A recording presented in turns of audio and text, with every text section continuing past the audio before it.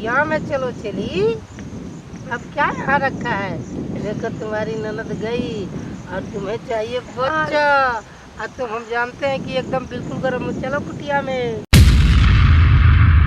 कुछ लेके नहीं जाई ये भाई हो, केहू कुछ लेके नहीं जाई,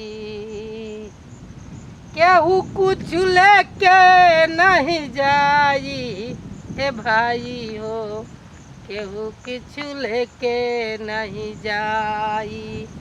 पाप और पुण्य के दुई गो डगरिया, जे बनी जे कर मुसाफिर ए भाई हो, जे बनी जे कर मुसाफिर।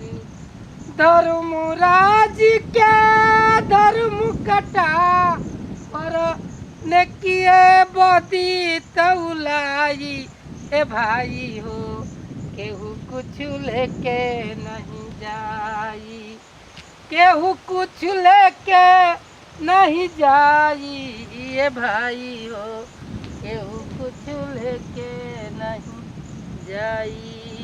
कहाँ बैठे? बैठने लायक जगह नहीं दिखाई हमको दे रहा है। यहीं बैठ जाए का? चलिए यहीं बैठते हैं, आसन लगाते हैं, देखते हैं क्या होता है इस दुनिया में। अमंगलहारी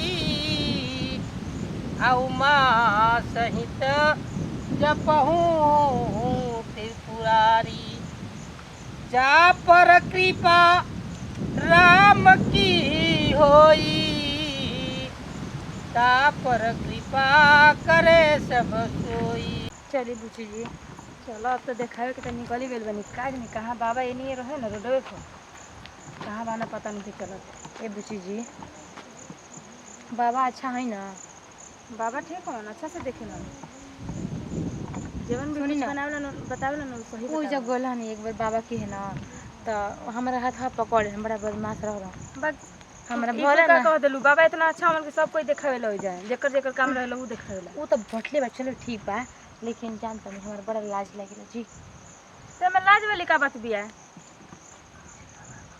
चली। अरे हई कहा ना बाबा बैठल बनो। बाबा? हाँ बाबा हम। अरे हो चलो चलो चलो। का होई राई राई पाई पाई जोड़ जोड़ के उड़ जाई सुगनवा एक दिन पिंजड़ा छोड़ छोड़ के उड़ जाई सुगनवा एक दिन पिंजड़ा के छोड़ छोड़ के।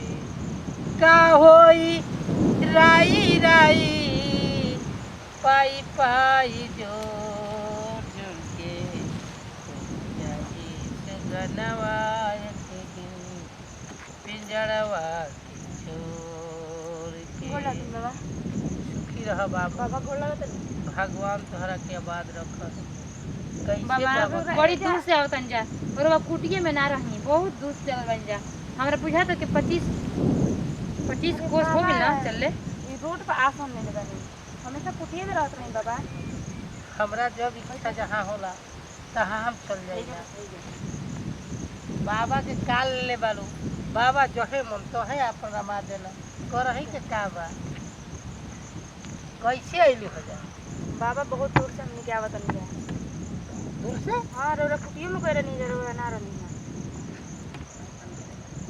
का बात बा बोलो।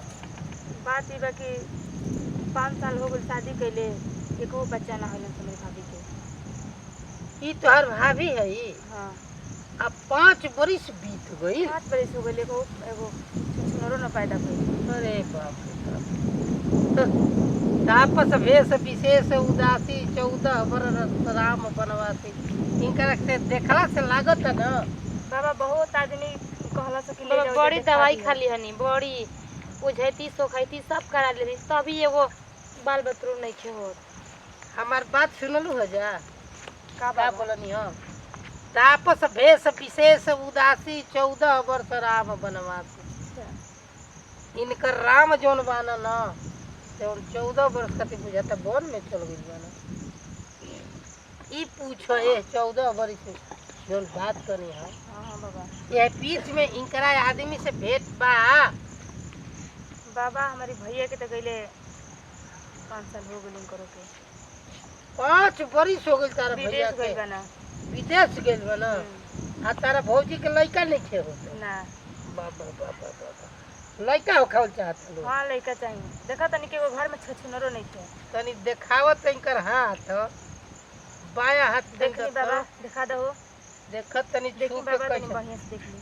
हम छुअब तब न पता चली तो हमरा के छुए दो। हाँ देख ली। जय भोलेनाथ। अरे बाप रे बाप भोलेनाथ के कृपा से ये तो बुझाता न।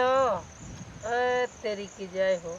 तनी हेने हाथ कर भाई दन ए देखी। बाबा सब हे पर ना देखेला हे पर थोड़ी ना देखेला। अरे बढ़िया से हम देखत तनी या तो तू देख हम ना देखब ना बाबा देख ली हमरा का जरूरी बा देखला के। ना छुए थोड़ा तो मोल देनी है का बाबा। बच्चा चाहिए अल्लाह के के। हम का जान के नहीं है का कर देनी है इनके। सुना बच्चा चाहिए कि ना हम देखब तबे बच्चा ना बाबा होई। चाहिए दिखा दो हाथ दिखले में का भइल बटे।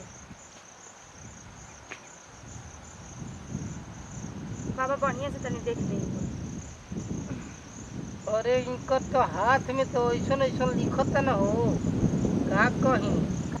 अरे बाप रे बाप ये बुची जी कहने की बोलत एगो बाबा। चीज औरी बा का है बाबा बोल दी ओके। कुटिया में 7 दिन नहीं हन। 7 दिन हाँ बाबा एकरी खातिर कुछ करी लेकिन हमके भतीजा चाहिए। चाहिए ना। हाँ बिल्कुल चाहिए। बुची जी हमरा के भैया नहीं करतन। अरे हमारा भतीजा के जरूरी बाटे आ तोहार बेटा के जरूरी बा ना तो आवे के पड़ी बाबा के। एक हफ्ता छोड़ दो छोड़ देम बाबा आ इनकरा जोन बा लइका हो जाए। काहे के मजबूरी बा छोड़े के पड़ी ना छोड़ब हम। देखा हम जान गए बनी का बात बा। हम एगो बात तारा कान में कहब एकरा बाद तू चल जा। अच्छा बोली बाबा का कहल चाहत नहीं। बुझ गेलू ना। अच्छा समझ गई नहीं। आ नहीं तो तू ले जा। ना ना बाबा ठीक कहनी है। बुची जी हमरे को बताई लेके जाता नहीं। हम अपना कुटिया में बिन के ले जाई। अच्छा तो हम जा सकत नहीं ये ना। बुझ जी का कोनी बाबा हमरे को बता दी। आ 7 दिन तक कोई के पता ना चले के चाहिए कि कहाँ वाली। बाबा कहनी है ना हाँ ले जाना तो जरूर एगो पहला बच्चा होई तो बेटा होई। अच्छा एक बात कहनी हमारे बुझा तो कुछ गड़बड़ चलता है। ना गड़बड़ ना हम जा सकत नहीं बाबा। एकदम शौक से जा। ठीक बा बाबा फिर हम अब 7वां दिन है ले पहले ना। ठीक बा 7वां दिन आइब ना एक दिन बेसी है ना एक दिन कम तो ना ना ना जा। ठीक बा बाबा प्रणाम कर तनी। हाँ प्रणाम। ठीक है फोन करत रहो। कुटिया में चलो चली। अब क्या यहाँ रखा है। देखो तुम्हारी ननद गई और तुम्हें चाहिए बच्चा। और तुम हम जानते हैं कि एकदम बिल्कुल गर्म। चलो कुटिया में जान नहीं बचने वाला है तुम्हारा। चलो उठो उठो उठो उठो।